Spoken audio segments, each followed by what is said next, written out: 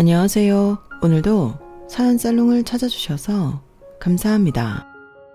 평소 너무 창피하고 짜증났던 시어머니 때문에 이혼한 40대 직장맘입니다. 현재 저는 혼자 초등학교에 다니는 딸아이를 키우고 있고요. 결혼 생활은 9년 정도 했어요. 그리고 이혼한 지는 올해로 딱 2년이 되었는데 2년이라는 시간이 길다고 하면 길고 짧다고 하면 짧은데 제 나이 40을 넘기고 보니 시간이 정말 쏜살처럼 지나가더군요. 그래서인지 아직까지도 저는 엊그제 이혼을 한 기분으로 살고 있는데요. 그게 괴롭다는 게 아니고 거꾸로 너무 좋아요. 이혼한 직후 제가 정말 기분 날아갈 듯 좋았거든요. 그래서 2년이 지난 지금도 매일 아침마다 더 이상 엮이고 싶지 않은 사람들과 더는 볼 일이 없다는 사실만으로 행복 그 자체인데요. 내친 김에 작년부터 꾸준히 애청하는 제 최애 사연 살롱에 제 사연을 소개하고 싶어 이렇게 용기를 내봤어요. 사실 많은 분들의 다양한 사연 이야기를 들으며 저 역시도 많은 생각을 했었거든요. 미처 생각하지 못한 친정 부모님의 마음이라든가 저 역시도 결혼 생활을 하면서 놓치고 살았던 문제들까지 제 자신을 돌아보는 시간을 가지곤 했는데 특히 시어머니나 시댁 식구들 때문에 몸도 마음도 고생하는 며느리가 많다는 것에는 너무 안타깝고 화가 났어요. 톡 까놓고 그들은 며느리한테 함부로 할 자격이 없는 생판 남이잖아요. 그런데 어떻게 그런 남한테 그런 행동을 할 수 있을까? 자연스럽게 제 전 시어머니를 떠올리게 됐는데요. 사실 저희 시어머니도 처음부터 이상하신 분이셨어요. 아껴도 너무 아끼고 사람이 좀 지나치게 궁상 맞으셨는데요. 어차피 결혼해서 같이 살 것이 아니었기에 저는 그 점을 심각하게 생각하지 않았어요. 남편한테 듣기로 시어머니가 너무 가난한 집에서 태어나 고생을 많이 하셨기 때문에 절약이 몸에 배고 그게 점점 심각해지셨다고 했는데 그 말을 들어서인지 저도 시어머니가 처음엔 이해가 되고 짠하게 느껴졌거든요. 하지만 문득문득 함께 있으면 시어머니의 지나친 절약정신 때문에 창피할 때가 종종 있었는데요. 예를 들면 같이 외식이라도 할라치면 너무 비싸다는 말을 계속 연발하시는 건 기본이고 이거 우리가 남기고 가면 다 버릴 거야 하시며 언제 챙겨오셨는지 주머니에서 위생봉투를 꺼내 식당 음식들을 담기 시작하셨는데 그것만 챙기시는 게 아니라 반찬을 추가하셔서 그 반찬까지도 봉투에 담으시더라고요. 그 모습이 어찌나 충격적이었는지 그 다음부터는 절대 시어머니와 외식을 하지 않게 되었어요. 다행히 시어머니는 당신 스스로가 외식은 낭비라고 생각하셔서 저에게 외식을 하고 싶다 하신 적이 없었는데 그 점은 너무 감사했죠. 그리고 시어머니의 그런 점을 남편과 시아버님은 대놓고 싫어하셨는데요. 왜 아니겠어요. 게다가 그렇게 챙겨간 반찬을 다음 끼니부터 열심히 식탁에 올리시는 시어머니셨는데 남편은 어릴 때도 종종 그렇게 밥을 먹었다 하더라고요. 게다가 결혼식 같은 곳에 가면 음식이 뷔페 형식으로 나오는 경우가 많잖아요. 그때는 아주 락앤락 통까지 들고 오셨는데 그땐 저도 쥐구멍이 있으면 숨고 싶은 마음이었다니까요. 그런데 시어머니는 내가 낸 축의금이 얼만데 이 음식들 공짜가 아니야. 내가 낸 돈으로 내가 음식 가져간다고 하는데 누가 뭐라고 하니? 너도 먹고 싶은 거 통에 마음껏 담아. 이거 다 남으면 음식물 쓰레기다. 나는 자연을 사랑하는 여자야. 라며 저에게도 락앤락 통을 쥐어주셨는데요. 그때만 생각하면 지금도 얼굴이 화끈거려요. 그리고 상황이 이렇다 보니 다른 친척들 사이에서도 시어머니는 엄청 유명하셨는데요. 한마디로 시어머니를 좋게 보는 친척이 단 한 명도 없었어요. 물론 친가 친척들은 그렇지만 외가 친척들은 아니었죠. 다들 조금씩 그놈의 궁상맞은 절약정신을 갖고 있는 모양이었는데 그래도 그중에 저희 어머니가 가장 심한 사람이었어요. 오죽하면 피를 나눈 자매인 이모님들도 시어머니의 궁상에 고개를 절레절레 흔드셨는데 저는 시어머니에게 그러지 마시라고 초반에는 말리려 했어요. 다른 건 몰라도 사람들이 저희 시어머니를 안 좋게 보는 걸 저도 보기 힘들었거든요. 하지만 주변의 시선 따윈 상관하지 않는다는 시어머니는 언제나 늘 당신의 행동에 떳떳하셨는데요. 나중엔 제가 포기하게 되더군요. 그리고 그런 자기 엄마의 행동을 부끄러워하던 남편은 언젠가부터 자기 엄마처럼 알뜰한 사람이 없다고, 음식물 쓰레기 나오는 것보다 좋은 거라고 말 같지도 않은 소리를 했는데, 그때의 충격이란 어떻게 설명하려고 해도 제 마음을 다 표현할 수 없을 정도였죠. 그런데 지금 생각해보면 남편이 변하게 된 이유가 시어머니가 그런 투철한 절약 정신으로 꽤 많은 돈을 모았다는 걸 안 이유였던 것 같은데, 저희 시어머니는 딱히 수입이 없는 전업주부셨어요. 그렇다고 시아버님이 엄청 돈을 잘 버시는 건 아니고 평범한 샐러리맨이셨는데요. 시간이 지나고 보니 저희 시어머니 같은 현금 부자가 없더군요. 돈이 좋긴 한지 남편은 그걸 알고 그 이후부터 태도를 바꿨는데, 저는 시어머니가 아무리 돈이 많다고 해도 그렇게 모은 돈이라는 걸 알아서인지 좋고 싫고 그런 감정이 생기지 않았어요. 부자면 뭐 하나요? 사람이 돈을 쓸 줄 모르는데요. 이건 살짝 안타까운 이야기인데, 저희 시어머니는 생전 옷을 돈 주고 사 입으신 적이 없다고 하셨어요. 그뿐인가요? 화장품도 누가 주는 샘플 아니면 바라지도 않으시는데 공짜는 또 얼마나 좋아하시는지, 어떤 날은 조금 오바해서 당신 목숨 걸며 달려들더라고요. 왜 길거리에서 나눠주는 물티슈나 부직포 행주 같은 거 있잖아요. 그런 걸 한 번이 아닌 여러 번 받기 위해 몇 번이고 반복해서 같은 길을 돌아서 가신 적도 많다고 했는데, 그런 노력 덕인지 모르지만 시어머니는 사지도 않은 생필품이 잔뜩 있었어요. 그렇다고 공짜로 받은 물건들을 헤프게 쓰지도 못하게 하셨는데요. 심지어 모든 물건은 재활용에 재재활용까지 해야 쓰레기통으로 갈 수 있었어요. 아, 쓰레기 종량제 봉투 있죠? 그것도 얼마나 아까워하시던지 쓰레기를 모아서 마트나 지하철, 화장실에 갖다 버리기도 하셨는데, 그걸 공교롭게 들키는 일도 있어서 그것 청소하는 미아원 할머니와도 대판 싸워 경찰서까지 가신 적도 있었어요. 이렇다 보니 무슨 블랙리스트처럼 저희 시어머니를 못 들어오게 하는 것도 생겨났는데, 그래서 시아버님이 이사까지 고려하셨다 하더라고요. 그런데 이사를 간들 시어머니가 안 그러실 게 아니었기 때문에 시아버님은 당신이 당장 창피해 죽을 것 같아도 이사를 포기하셨다고 하셨는데요. 이사를 가봐라. 나야 당장은 편하겠지. 근데 네 시어머니는 새로운 곳에 왔으니 얼마나 신나겠니? 자기를 아는 사람 없으니 얼마나 활개를 치고 다니겠냐고. 그럼 그때마다 이사를 가? 그럴 수는 없지. 그래서 네 시어머니를 불편하게 살라고 내가 이사 포기했다. 자기도 사람들이 뒤에서 수군거리고 불편하면 느끼는 게 있겠지. 이렇게 나름의 큰 뜻을 갖고 시어머니를 고쳐보려 하셨어요. 하지만 당사자인 시어머니는 그런 점을 전혀 불편하게 생각하지 않으셨는데, 오히려 당당한 자신의 권리를 타인이 자격도 없으면서 방해한다고 엄청 억울해하셨어요. 이렇게 저는 결혼 후 이런 무수히 많은 이야기를 듣고 보고 함께 경험하며 처음 가졌던 짠한 마음은 사라졌는데, 여기서 다행인 건 남편은 그런 자기 엄마를 닮지 않았다는 거였죠. 남편 말로는 그런 투철한 절약과 자린고비 성품 때문에 시아버님이 이혼까지 언급하시며 두 분이 싸우기도 엄청 하셨다는데, 그걸 보고 자라서인지 남편은 총각 때부터 자기 엄마 같은 여자는 만나지 않겠다고 생각했대요.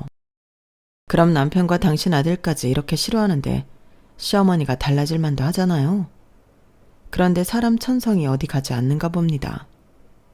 거기에 가난했던 기억이 뼛속까지 새겨져 있으니 그런 공짜 물건들도 쟁이지 않으면 당신 마음이 불편한 건데, 여기서 더 대박은 뭔 줄 아세요? 친한 사람들한테 줘야 하는 선물도 그런 공짜 물건으로 하셨다고 하더라고요.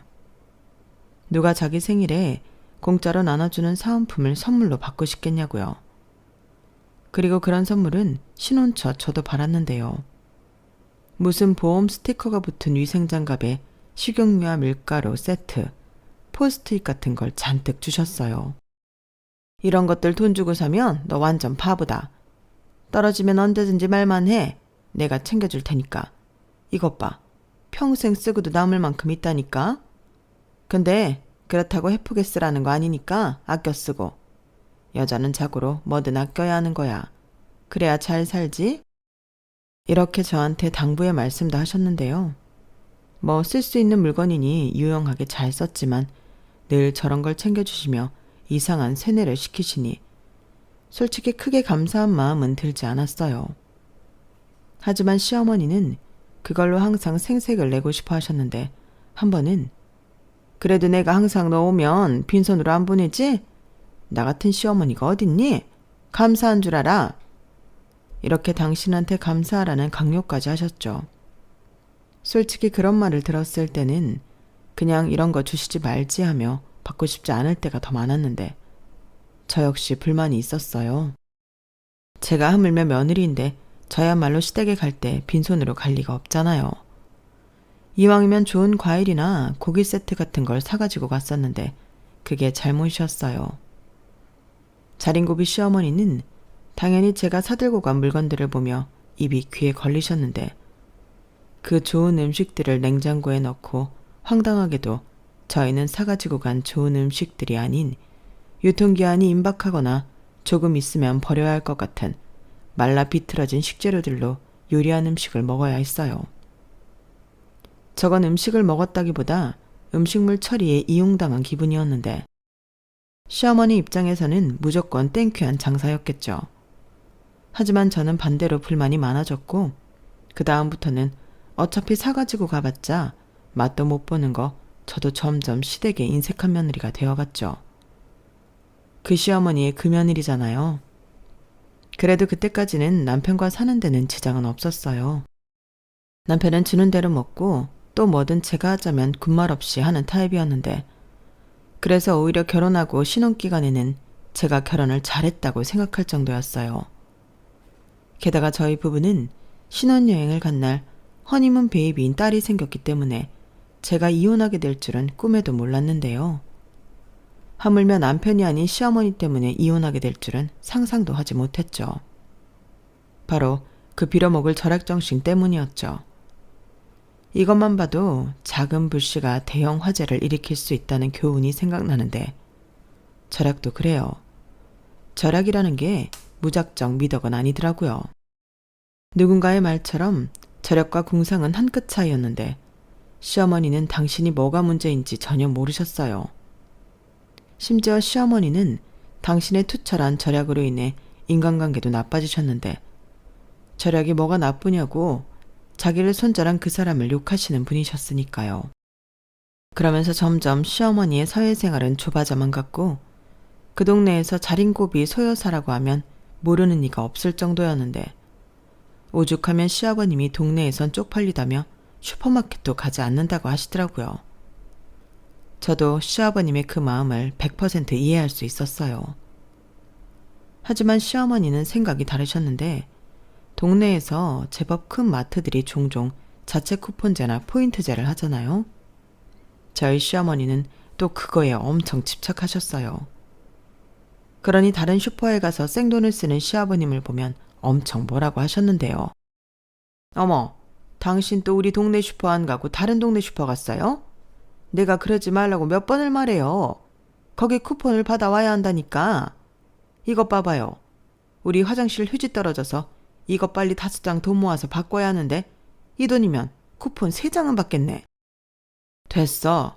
내가 분명히 말했을 텐데 나는 이 동네에서는 절대 하드 하나도 안 사 먹을 거야. 당신이 저 밑에 슈퍼에서 병 훔쳐서 위에 슈퍼에 팔아버리는 통에 내가 개쪽당해서 얼마나 고생했는지 알아? 그런데 내가 그 슈퍼를 어떻게 가냐고? 아니 당신은 내 남편이면서 어떻게 말을 그렇게 해요? 내가 아니라고 몇 번을 말해요. 사람 답답하네. 답답해? 나도 답답해. 아니 왜 그렇게 궁상을 떨고 살아? 당신이 그러면 남편 욕먹이는 건 몰라? 남편이 오죽 돈을 못 벌어오면 마누라가 병까지 훔쳐서 파냐고. 뭘 또 그래요. 내가 뭐 일부러 그랬냐고. 나는 그냥 누가 병을 모아놓은 줄 알고 갖다 팔았다니까요. 아깝잖아요. 그게 푼돈 같아도 돈만 원은 된다고. 아니 이 사람아, 말이 되는 소리를 해. 수퍼 앞에 병이 모아져 있으면 당연히 그 수퍼 물건이지. 누가 수퍼 앞에 벙을 모아서 버리나? 그리고 정말 그렇게 생각했으면 그 슈퍼에 팔지 왜 제일 먼 슈퍼에 팔러 갔는데. 다 알고 한 짓이잖아. 사람이 양심이 있어야지. 아니다. 당신은 양심 같은 것도 다 엿바꿔 먹었지? 그러니까 고물상 할배 물건도 훔쳐다 팔았겠지. 진짜 당신 애들도 있는데 계속 일할 거예요. 그 얘기는 진짜 한참 된 일인데 뭐하러 다시 꺼냈냐고. 딱 한 번이었어요. 고물이 그렇게 돈을 많이 준다고 해서 딱 한 번 해봤다고요. 그리고 그 할아버지도 그 고물 어딘가에서 주웠을 건데 임자가 있는 것도 아니잖아요. 그래서 그 할배가 힘들게 찾아서 모아놓은 걸 훔쳤다고? 이게 지금 말이 되는 소리야? 아우 알았어요. 진짜 애들 앞에서 창피해서 못 있겠네. 이제 그만 좀 해요. 당신 나 일부러 애들한테 망신 주려고 그러는 거죠. 며느리가 시어머니를 뭐라고 생각하겠어요? 정말 너무하네. 남편이 아니라 원수지. 그리고 당신은 휴지 못 바꾸면 신문지 써요. 지금 보니까 당신은 휴지 쓸 자격이 없네. 자격 같은 소리 하네. 그래, 내 휴지는 내가 사서 쓴다. 됐냐? 내 휴지에 이름도 써놓을 거니까 나 몰래 쓸 생각하지도 마. 정말 저런 대화를 신혼초에 옆에서 제 두 귀로 듣는데 그때 저는 놀라서 입이 떡 벌어졌어요. 그때는 남편도 안절부절 못했던 기억이 생생한데 아니 슈퍼에서 병을 훔쳐서 다른 슈퍼에 판 것도 기가 막힌데 고물상 할아버지 물건을 훔쳐 팔다뇨. 이건 정말 제 상식으로는 이해할 수 없는 일이었죠. 사람이 얼마나 지독하게 가난했으면 저런 사람이 되었을까. 저희 할머니랑 같이 6.25라도 겪으신 줄 알았다니까요. 그리고 저도 그런 얘기까지 들었을 때는 최대한 시어머니 기분 나쁘지 않게 어머니 그렇게까지 아끼지 않아도 돼요. 평생 아끼면서 살았는데 이제 좀 쓰고 사셔야 억울하지 않죠. 라고 말한 적도 있었는데요. 역시 사람은 바꾸는 게 아니더라고요. 절약을 종교처럼 맹신하는 시어머니에겐 절대 통할 리가 없었어요. 그러니 생일이나 아이 출산 또 돌잔치 같은 축하받는 날에도 시어머니는 제대로 된 선물 한번 해주신 적이 없었는데요. 솔직히 서운하지 않았다면 거짓말이었죠. 하지만 그때까지는 제 마음에도 한켠에는 측은지심한 마음이 있었어요. 그래서 이해는 가지 않아도 미워하진 않으려 노력을 하기도 했는데 친정엄마도 저더러 힘들겠지만 그러라고 하셨거든요. 참고로 저희 친정엄마와 시어머니는 비슷한 연배셨어요. 그래서인지 저희 엄마는 시어머니를 이해하셨는데요. 저한테 이렇게 말씀하시기도 하셨어요. 고기도 먹어본 사람이 맛을 아는 거야. 네 시어머니가 편하게 살아본 적이 없어서 그러는 거니 네가 조금씩 좋은 것도 사드리고 경험하게 해드려. 혹시 아니? 늦바람이 무섭다고 한 변 편한 맛을 알면 내가 왜 그렇게 미련하게 살았나 후회할지.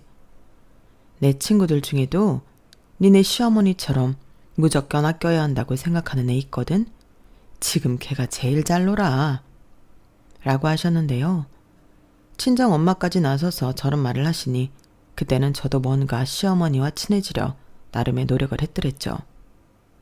하지만 그것도 되는 사람이 있고 안 되는 사람이 있는 거였어요. 저희 시어머니의 좌우명은 티끌모아 태산이었는데 절약해서 쟁이고 모으고 태산을 만드는 걸 즐기는 사람에게 이제 좀 편하게 사세요와 같은 말을 담배를 좋아하는 골초에게 담배 좀 끊고 건강하게 살라는 말과 똑같더라고요. 아니 애연가는 자기가 잘못하고 있는 건 알기라도 할 텐데 시어머니는 절약이 뭐가 나쁘냐고 저를 이상하고 해프나이로 생각하며 한심하게 보셨는데 아마도 당신이 모은 돈 때문에 더욱 당당하셨던 것 같아요. 하지만 그렇다고 저희가 그 돈에 덕을 봤냐고 물으시면 그것도 아니었는데 아까 말씀드린 대로 저희 시어머니는 돈 쓰는 걸 아주 극도로 싫어하세요. 병도 꼭 키워서 더 많이 고생하는 타입이었는데 조금 아프면 병원 가서 금방 나을 수 있는 걸 병원비 아깝다고 안 가시더라고요. 그러고는 집에서 민간요법 하시며 자연치료를 하셨는데 전에 코로나 때는 거의 죽다 살아나셨어요. 그것도 뒤늦게 검사와 약이 공짜라는 걸 알고 병원에 가셨지, 아마 그것도 돈을 받는다고 하면 안 가셨을 수도 있는데요. 상상만 해도 답답하죠. 그렇다 보니 저와 시어머니는 늘 영원히 만날 수 없는 평행선을 걷게 되었는데요. 솔직히 평행선만 걸었다면 저는 이런 사연을 쓰고 있지도 않았을 거예요. 그런데 시어머니는 기어코 당신 스스로 평행선을 벗어나 문제를 만들어 버리셨는데, 시어머니가 가진 돈을 언젠가는 장남인 자기한테 줄지도 모른다고 생각한 남편이 시어머니 편을 들면서 저희는 이혼까지 치닫게 되었어요. 어느 순간부터는 시어머니가 심하게 아끼시는 것도 자기 엄마가 좋은 뜻에서 하는 거지 않냐고, 그 아낀 돈으로 가족들이 편하게 살았으니 그 노고를 궁상이라고 치부하지 말고 알아줘야 한다고 저한테 자기 엄마한테 잘해주라고 했는데요. 거기에 더 나아가 자기는 안 그러면서 저더러 뭐든 아껴 쓰라고 잔소리를 하기 시작하더라고요. 자기 엄마가 모은 돈 못 받냐고. 저희도 그렇게 모으려면 지금부터 아껴야 한다고 했는데 황당했죠. 그때마다 얼마나 싸웠는지 몰라요. 나중엔 남편이 저더러 자기 엄마처럼 살라고 할까봐 무섭기까지 했는데, 아니 자기가 해픈 건 인지조차 하지 못하면서 왜 남을 지적하는 건지 솔직히 짜증이 났죠. 그래서 별것도 아닌 일이지만 서로 주도권을 뺏기지 않으려 아웅거리며 싸웠는데, 그때는 그래도 이렇게 싸우다 보면 언젠가는 남편이 포기할 줄 알았어요. 하지만 시댁에 다녀오면 가뜩이나 신경이 곤두서 있는 저를 남편이 꼭 한두 번씩 제 속을 긁었고, 그 때문에 지긋지긋한 싸움은 끝나지 않았는데요. 왜 명절만 지나면 부부들이 갈라서는지 알겠더라고요. 심지어 저희는 명절도 아니고 그냥 시댁에 다녀왔을 뿐인데 이런 일이 비일비재하게 있으니 결혼한 걸 후회했죠. 모든 이혼한 사람들이 그런 생각을 했겠지만 이렇게 살려고 결혼한 건 아니었어요. 좋아서 사랑했고 사랑해서 헤어지기 싫어 결혼까지 했는데, 이렇게 같이 있으면 지옥처럼 힘들고 짜증만 난다니 저는 딸아이에게 미안하지만 전혀 행복하지 않았는데요. 그때 우울증 증상이 있어서 병원에 다니기도 했어요. 남편은 무슨 그깟 일로 정신병원까지 가냐고 저더러 보여주기 식으로 병원에 갔다고 했는데, 걱정은 바라지도 않았지만 저딴 소리나 하고 있으니 내가 왜 저런 인간이랑 사나 이참에 확 이혼을 할까 생각도 여러 번 했는데 아이 때문에 참았어요. 그리고 현실적인 이유 때문에도 참았는데요. 제가 그때 회사 다니는 것도 너무 힘들어 실직 상태였거든요. 누가 그러는데 수입이 없으면 아이를 키울 수 없다고 했고, 그럼 남편은 우리 딸을 시어머니에게 맡길 것이 분명했기에 그것만은 절대 하고 싶지 않았어요. 그래서 최대한 남편과 싸우지 않기 위해 남편과 한 공간에 있거나 부딪히는 일을 최소한으로 하며 지냈는데요. 우울증 증상 때문인지 그때는 남편 때문에 울기도 많이 울었던 것 같아요. 결혼 전에는 그렇게 제가 좋다고 쫓아다니고 결혼만 하면 손에 물 한 방울 묻히지 않고 여왕 대접해주겠다고 하더니, 결혼 후엔 반대로 자기가 손 하나 까딱하지 않는 아기 도련님이 된 남편을 보면 한없이 우울감이 들었는데, 그때는 제 인생도 계속 우울할 것만 같더라고요. 예전에 들었던 유행어처럼 이번 생은 망한 느낌이었는데, 그래도 딸이 있으니 이번 생을 포기할 순 없었어요. 저는 딸을 제 분신이라고 여기며 살았기 때문에 딸을 위해서라도 예전에 활기있던 제 모습을 찾고 싶었는데요. 그래서 혼자였지만 노력을 많이 했어요. 운동도 하고 사람들도 만나 이야기도 나누고 자기 개발도 하면서 복직을 하기 위한 준비를 했는데요. 의지가 있으니 제 삶도 조금씩 밝아지기 시작했죠. 그렇게 고군분투하면서 살다 보니 9년이란 시간이 지났어요. 저는 다른 회사에 경력직으로 다시 입사해 예전처럼 일도 하고 돈도 벌었고, 아이도 커서 엄마 손이 덜 가게 되었는데, 그때는 남편하고만 사이가 개선되면 아무런 문제가 없겠다고 생각했지만 그게 아니었어요. 이 이야기를 하려면 잠깐 옛날 이야기를 해야 하는데, 저희 친정과 시댁은 사는 형편이 비슷합니다. 저희 친정엄마도 전업주부시거든요. 가끔 집에서 하는 부업을 하시기도 하는 것 같은데 은행에 다니시는 아빠가 벌어오시는 수입으로 저희 네 식구 무난하게 잘 살았어요.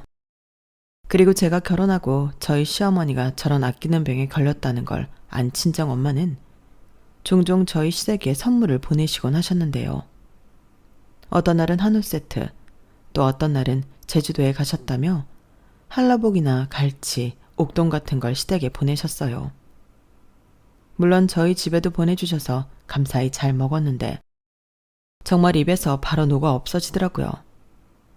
그런데 그렇게 좋은 걸 받으셨음에도 시댁에선 답례는커녕 고맙다는 인사도 없으셨는데 저도 팔은 안으로 굽기에 그게 서운하고 불만이었어요.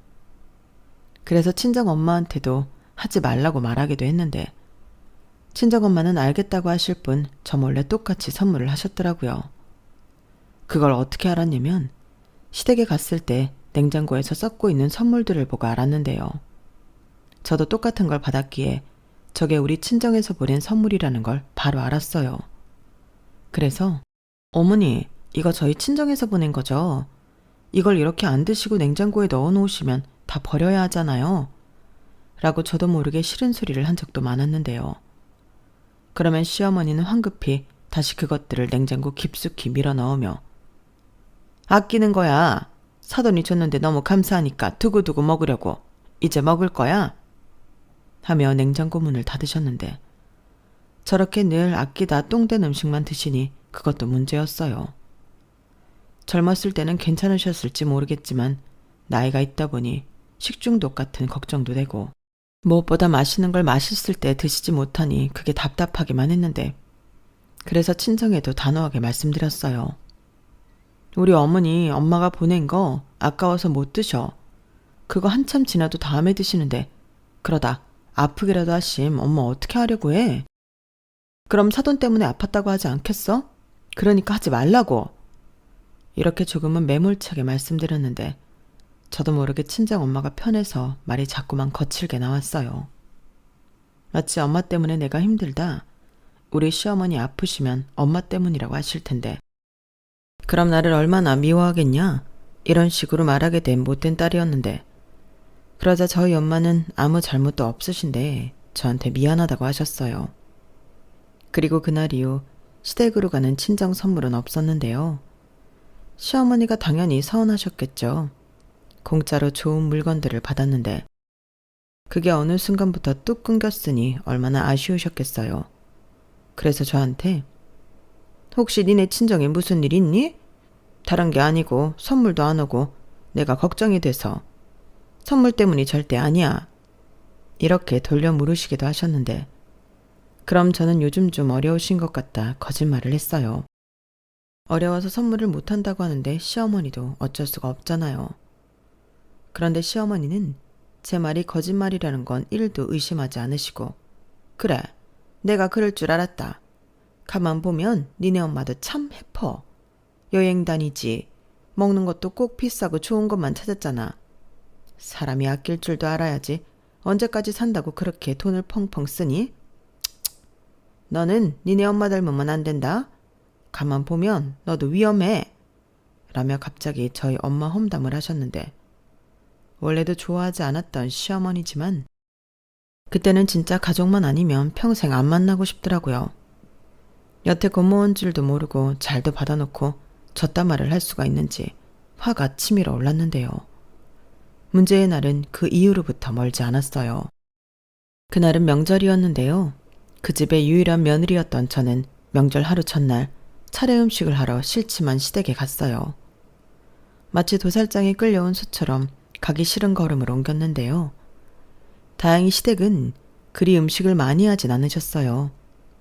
그건 역시도 저희 시어머니의 절약정신 때문이었죠. 매번 명절마다 너무 많은 음식을 한다며 자기는 낭비라고 하시며 몇 가지 음식만 하시는데 그 점은 유일하게 저와 맞았어요. 하지만 싫은 건 싫은 거라고 시댁 주방에서 음식 만드는 건 정말 고역이었는데 특히 냉장고 열기가 너무 싫었어요. 시어머니 말씀으로는 냉장고가 오래되어 냄새가 난다고 하셨지만 제 생각에는 그게 아니었거든요. 그리고 그날은 유독 더 심한 냄새가 났는데 이건 필시 냉장고에 썩은 음식이 있는 거였어요. 그래서 이건 아니다 싶어 시어머니 몰래 냉장고 청소라도 해드릴 심산이었는데요. 마침 시어머니가 웬일로 시장에 다 가시겠다고 하시더라고요. 그래서 기회는 그때라고 생각하고 빨리 움직이려 했는데 정말이지 냉장고 문을 여는 순간 저절로 헛구역질이 나왔어요.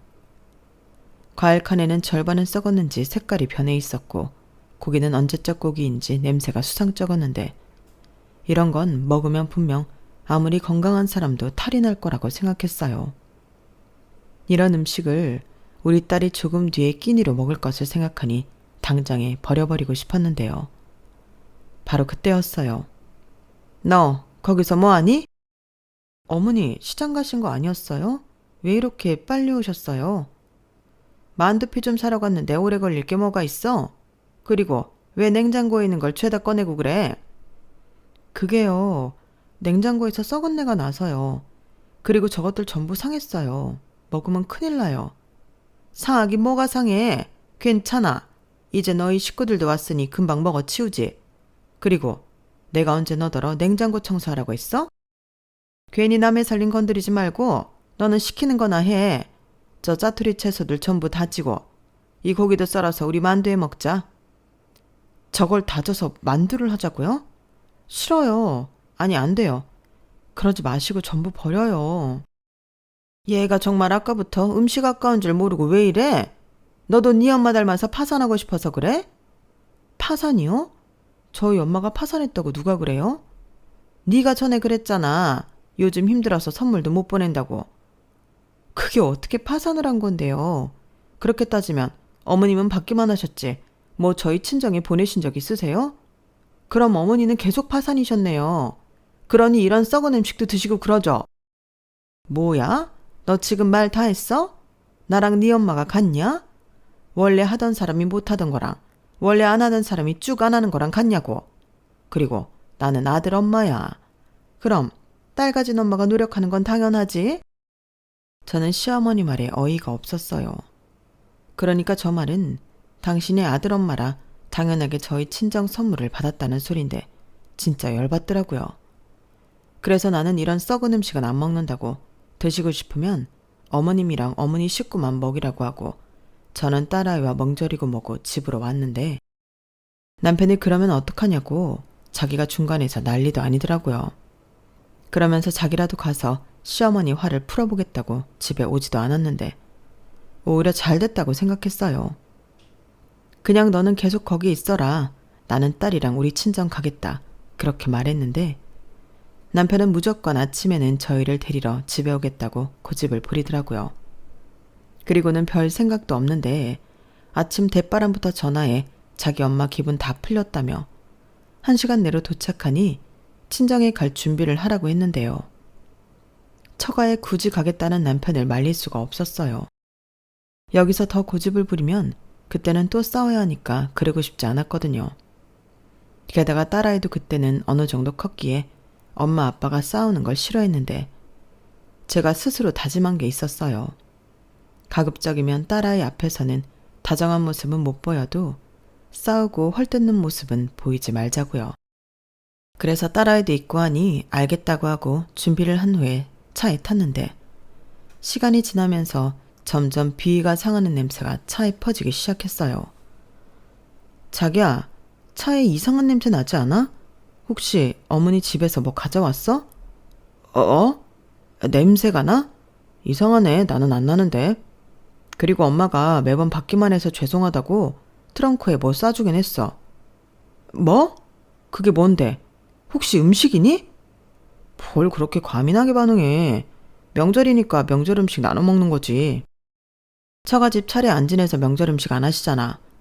자기 좀 이상하면 차문 좀 내릴까? 남편은 묘하게 제 눈치를 살피며 차 창문 4개를 전부 다 열었어요. 하지만 아무리 그래도 이상한 썩은 내는 사라지지 않았고 저는 보진 않았지만 트렁크에 뭐가 있는지 짐작이 됐는데 그때부터 속에서 천불이 끓어오르기 시작했어요.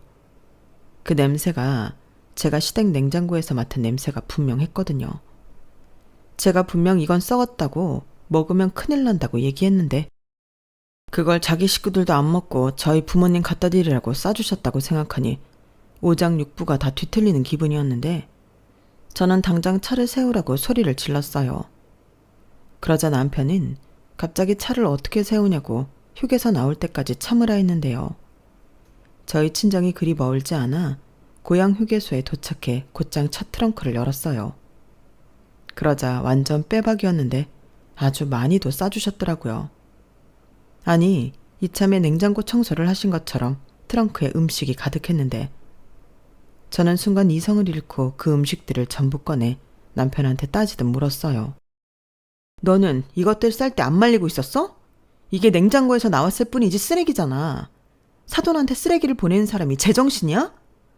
라고 제가 도끼 어린 얼굴로 따졌죠. 그러니까 남편은 화난 저보다 주변 사람들 시선을 더 의식하는지 저더러 목소리 좀 낮추라고 했는데요. 그러면서 한 말이 정말 기가 막혔어요. 그래도 내가 너무 아니다 싶은 건 뒤에서 몰래 뺐어. 그나마 상태 괜찮은 걸로 싼 거야. 라고 하는데 와, 이걸 정말 죽여 살려 화를 주체하지 못했어요. 이건 진짜 우리 집을 무시해도 너무 무시하는 거지.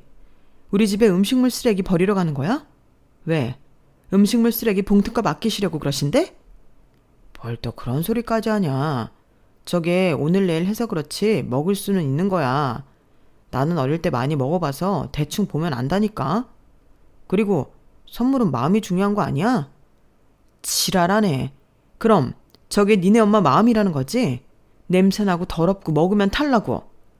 탈 안 난다니까 그러네. 그럼 너 다 처먹어. 나는 저딴 음식 먹어본 적도 없고 구경해본 적도 없거든. 그리고 여기서부터는 나 혼자 갈 테니까 알아서 너는 니네 집에 가. 뭐? 나더러 여기서 우리 집을 가라고? 제정신이야? 그럼 이거라도 도로 가져가야지.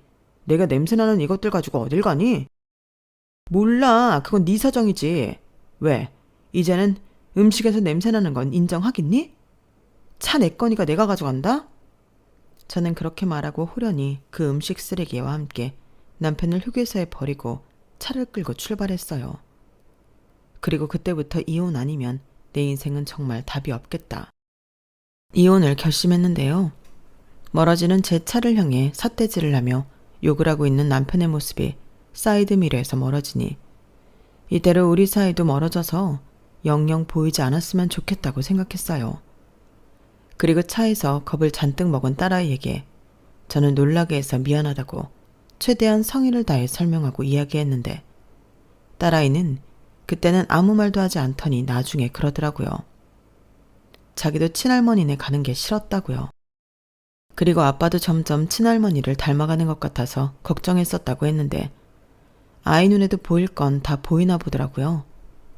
그리하여 저는 가족들 모임 명절에 졸지에 이혼 선언을 하게 되었고 저에게 모든 이야기를 들은 친정 부모님은 다른 무엇보다 제 마음이 제일 중요하니 후회하지 않을 선택을 하라 하셨는데 누군가는 그렇게 생각하실 수도 있을 거예요. 그깟 참고 살 수도 있지 않냐고요. 아니면 시댁과 연을 끊고 남편하고만 살면 되지 않냐 하실 수도 있는데 저는 그러기 싫었어요. 벌어도 제가 더 많이 벌었고 남편은 어째 점점 사람이 하기 싫은 건 남한테 밀었는데 그러니 회사 평판도 그저 그렇고 그게 또 자격지심이 되어 저에게 함부로 하려 하더라고요. 게다가 점점 더 궁상을 떨며 이런 식으로 저와 저희 부모님을 무시하는 시어머니 태도도 더는 좌시하고 싶지 않았는데요. 다음에는 또 어떤 일로 저를 경악하게 할까 걱정하는 것도 싫었죠. 그리고 제가 휴게소에 버리고 온 남편은 무슨 깡인지 지발로 저희 친정집에 왔는데요. 그 음식물 쓰레기 때문에 휴게소에서 개망신을 당했다고 입에 거품을 물고 자기가 얼마나 쪽팔렸는지 아냐며 제 탓을 하는데요. 아니, 그게 왜 제 탓이 되는 거죠? 그건 분명 음식 쓰레기를 사돈에게 선물하겠다고 한 자기 엄마 잘못이잖아요. 그런데 저한테 후회하지 않도록 신중하라던 친정 엄마가 갑자기 일어나더니 주방에서 무언가 가지고 나오셨는데 저희 가족들은 저희 엄마가 들고 온 것을 보고 깜짝 놀랐어요.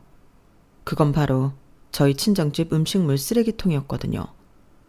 그리고는 저희 엄마가 하신 말씀이 정말 통쾌했는데요. 잘 왔네. 나도 자네 집에 선물 하나 보내야지. 이거 오늘 저녁하고 나온 음식물 쓰레기인데 자네 이거 들고 가서 자네 엄마랑 먹게나.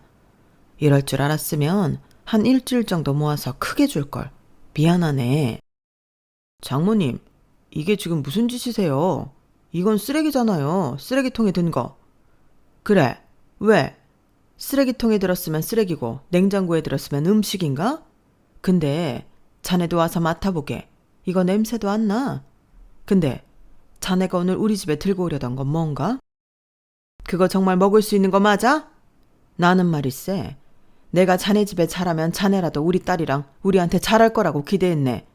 근데 이게 뭔가? 더 말할 필요 없으니 우리 집에서 당장 나가. 여보 뭐해? 이제부터 저 인간은 우리 식구 아니야. 우리가 뭐가 아쉬워서 쓰레기통 취급을 받아? 그렇지. 당연하지. 자네 빨리 일어나게. 아니면 질질 끌고 나가는 수가 있어. 장인어른까지 왜 이러세요? 오해입니다. 오해는 무슨? 내가 뭐 없는 소리 했어? 가서 똑똑히 전해.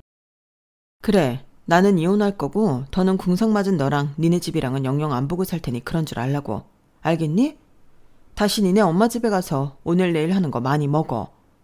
자기야, 서연 엄마야. 제발 이러지 마. 내가 잘못했어. 남편은 그날 괜히 홧김에 저희 친정에 와서 체면만 잔뜩 구기고 쫓겨났어요. 그리고 저희가 집이며 차며 전부 제 명이었던 터라 이혼당할 줄은 몰랐던 남편이 뒤늦게 모든 걸 다 뺏길까봐 안절부절 난리가 났는데요. 자기 엄마도 그렇고 자기도 절대 불순한 의도는 없었다며 믿어달라고 빌더라고요. 하지만 누가 봐도 그 의도는 불순한 게 맞았는데 제가 그냥 더는 길게 말하기 싫어 집이 좀 어렵다고 한 말에 바로 음식물 쓰레기를 차에 실어준 시어머니의 됨됨이가 너무 싫었어요. 그리고 그걸 보고도 말리지 않고 싫어온 남편도 그 밥에 그나물이었는데 이참에 다 갖다 버리는 게 맞는 속 편하고 좋겠더라고요. 그렇게 이혼 결심을 하고 협의 이혼 서류를 작성해 시댁에 보냈는데요. 제가 먼저 저희 살던 집에 도착해 비밀번호를 다 바꿔버렸거든요. 그래서 집에 들어오지도 못하는 남편은 하는 수 없이 저희 집이랑 1시간 거리인 시댁에서 출퇴근을 했는데 그렇게 제가 보낸 이혼 서류 때문에 그 집이 발칵 뒤집어진 모양이었어요. 아무래도 효자 아들이 명절에 있었던 이야기를 하지 않고 저랑 싸워서 집에서 나온 걸로 이야기를 한 모양이었는데 시어머니가 득달같이 전화를 해서 자기가 참고 있는데 네가 무슨 자격으로 이혼을 하자 하냐며 입에 거품을 무셨어요. 그러니까 자기 아들이 뭔 잘못이 있냐고 따지시는데 저는 이참에 전부 다 말씀드렸죠. 그날 싸주신 음식물 쓰레기 때문에 이혼하는 거라고요. 그날 저희 부모님이 얼마나 화가 났는지 친정집 쓰레기를 가지고 남편한테 어머니 가져다 드리다고 했는데 사람이 그러는 거 아니죠. 제가 그날 분명히 썩어서 버려야 한다고 말씀드렸잖아요. 그런데 어쩜 그걸 저희 친정에 갖다 주라고 싸주실 수가 있어요? 이거 저희 친정 무시하는 거잖아요. 저 기분 나빠요. 야, 그럼 음식을 버리냐? 너도 참 유별나다. 가서 못 먹겠다 싶으면 그때 가서 버리면 되지. 고작 그런 이유로 이혼을 한다고? 네가 아주 배가 불렀구나. 네, 저야말로 아쉬울 거 없어요. 제가 서연이 아빠보다 더 벌고요. 집이랑 차도 제 거예요. 어머니 아들은 그냥 그렇게 가지시면 돼요. 뭐야? 설마 저희 결혼할 때 한 푼도 안 해주시고 뭐 내놓으라고 하시는 건 아니죠? 그러지 말고 그렇게 절약해서 모으신 거 이참에 아들한테 좀 주세요. 그 아들 내내 그것만 기다리고 사는 것 같던데. 얘가 지금 무슨 말을 하는 거야? 내 피 같은 돈을 왜 주니? 그리고 나도 너 때문에 네 시아버지랑 이혼하게 생겼어. 도대체 왜 드리려는 거야? 내가 뭘 어쨌다고? 그걸 모르시는 게 더 큰 문제예요. 제발 생각 좀 해보세요. 아무리 아끼고 싶고 욕심이 나도 해도 되는 게 있고 하면 안 되는 게 있는 거잖아요. 어머니는 어머니만 생각하는 이기적인 분이세요. 근데 그거 진짜 계속하시면 범죄예요. 저는 더 드릴 말씀 없고요. 어머니 아들한테 1도 미련 없으니 협의 이혼 안 해주면 소송할 거라고 전해주세요. 만약 이대로 순순히 도장 찍으면 집은 팔아서 반은 줄 생각인데 생각 잘해보라고 하시고요. 그 사람 지금 돈 엄청 필요한 것 같더라고요. 저는 그렇게 말하고 전화를 끊었어요. 사실 몰랐는데 남편을 내쫓고 나서 남편한테 빚이 있다는 걸 알게 되었거든요. 뭐에 쓰려고 대출을 받은 건지 액수도 좀 되는 것 같았는데 모르긴 모르지만 독촉장 내용으로 봐서는 당장 돈이 필요한 것 같았어요. 그래서 저는 순순히 도장 찍는 조건으로 집값의 절반을 주겠다고 미끼를 던졌고 남편은 그 미끼를 덥석 물었는데 저희 집이 서울도 아니고 집값이 훅훅 뛰는 신도시도 아니라서 저는 과감하게 집을 팔고 대출금 먼저 상환 후 남은 돈에서 남편과 똑같이 반반 재산 분할로 줘버렸어요. 그 대신 아빠 노릇은 제대로 하라고 양육비 100만 원은 받기로 했는데요. 남편은 당장 눈에 보이는 돈 때문인지 알겠다고 하더라고요. 그렇게 저희는 비교적 쉽고 간단하게 이혼했어요. 그리고 저는 친정 근처에 집을 다시 장만했고 친정 부모님 도움받으며 현재까지 살고 있는데요. 이제 와서 알게 됐는데 제가 이혼한 타이밍이 정말 너무 딱인 거 있죠. 그날 이후 그 인간 앞으로 계속해서 독촉장에 날아온 모양인데 하도 양육비가 밀려서 연락을 해보니 자기 지금 돈 때문에 죽기 일보 직전이라고 하더라고요. 그래서 왜 대출을 받았는지 최근에 물었는데 네, 예상은 했는데 주식을 했답니다. 그것도 쥐뿔 아무것도 모르면서 남의 말만 듣고 해외 주식을 했대요. 그리고 처음에는 생각보다 큰 돈을 벌어 점점 더 빠지게 되었다고 했는데요. 여차하면 자기 엄마가 모은 돈이 있으니 자기가 빚이 있어도 해결이 될 거라고 생각했나 봐요.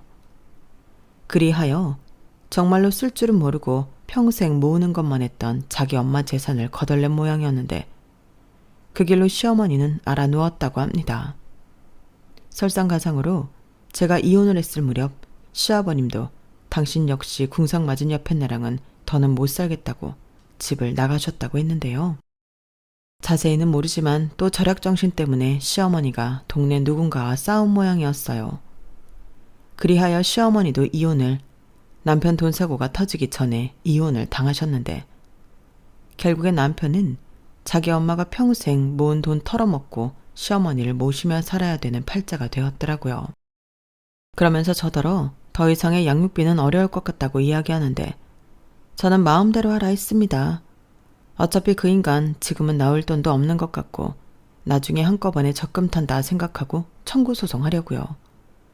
지금은 충분히 제 능력으로 저희 딸 잘 키울 수 있거든요. 매일매일 건강한 음식 먹이며 잘 키울 거예요. 제가 자식을 낳아보니 세상에서 제일 좋은 것만 주고 싶더라고요.